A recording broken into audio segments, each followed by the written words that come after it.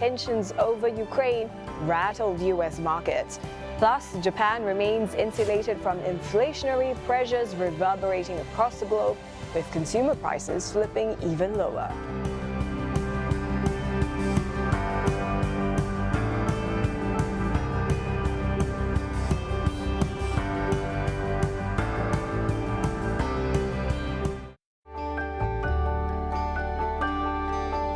Look forward to brighter skies. The weather, sponsored by Qatar Airways.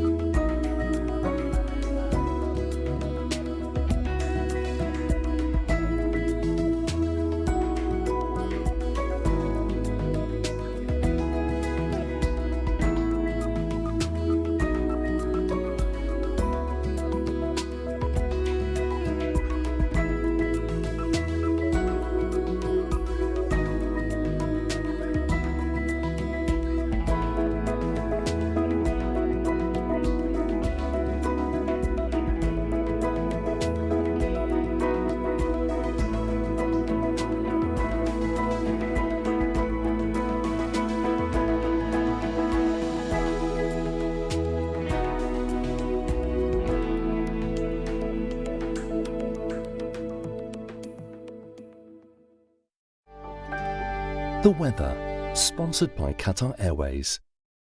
From the top stories in Asia, a quicker, portable way of testing for COVID-19 in just 5 minutes. To breaking news in the US and Europe. US President-elect Joe Biden is set to formally introduce his top economic team. With an eye on markets opening across the world. Wall Street's major indices all closed the month with double-digit percentage gains. It's the one bulletin that offers you a global perspective.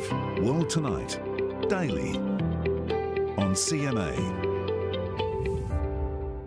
Here are some quick and easy ways for you to go green and take part in the CNA Green Plant Online Town Challenge. You can start a garden to grow your own food or breathe new life into the old by upcycling. You can even take a break and notice beautiful nature all around you.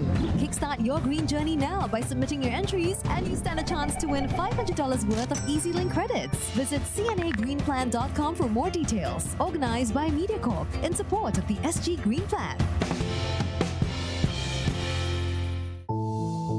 In a well-integrated healthcare system, doctors and nurses would be able to access a centralized place. Patients are cared for from home. To empower them and teach them how to take care of their health better. Hello, Benedict. Good morning. All towards disease prevention. Advanced analytics help us identify at-risk groups, anticipate needs, and optimize our interventions.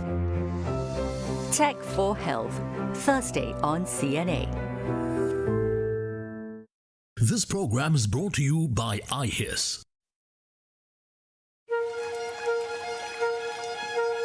We must make sure there's no leakages.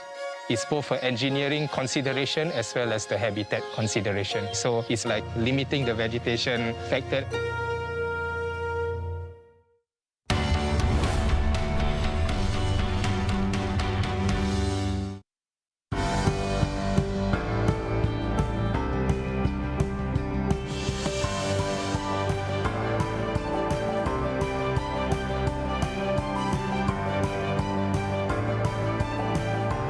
This is Asia First.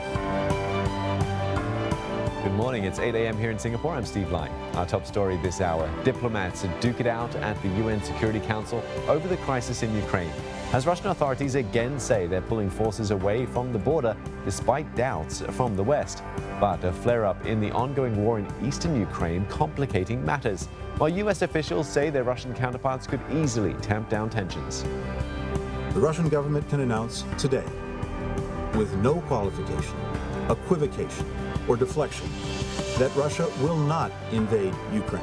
Stop this hysteria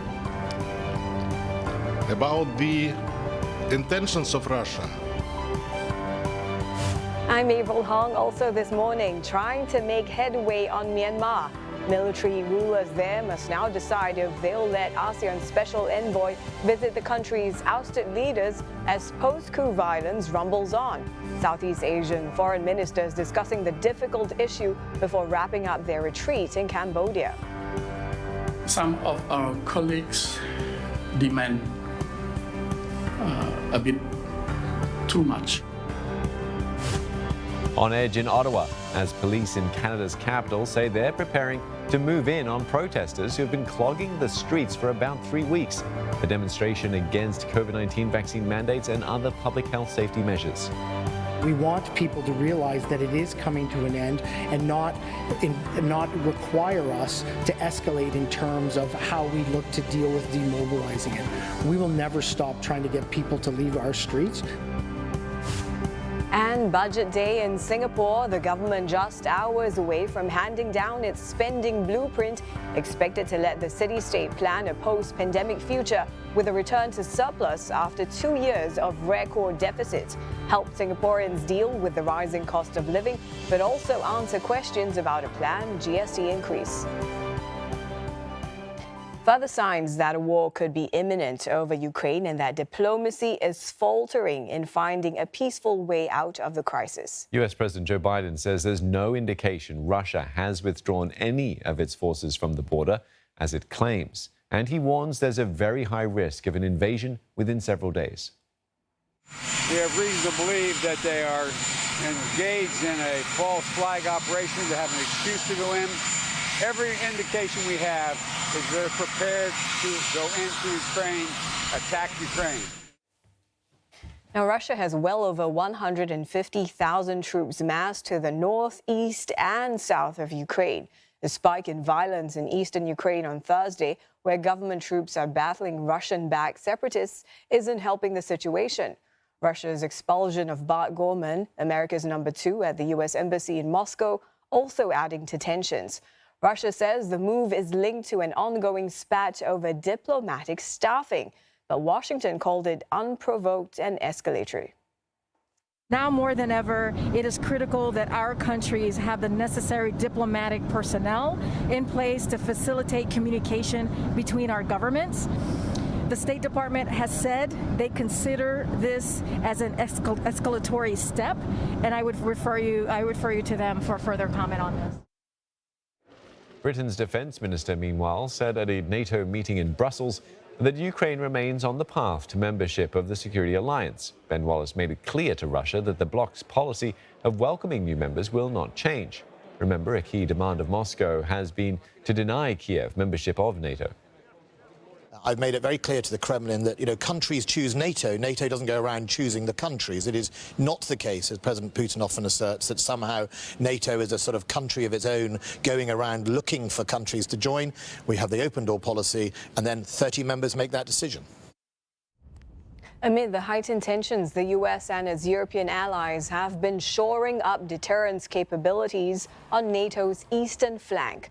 On Thursday, Germany deployed an additional 350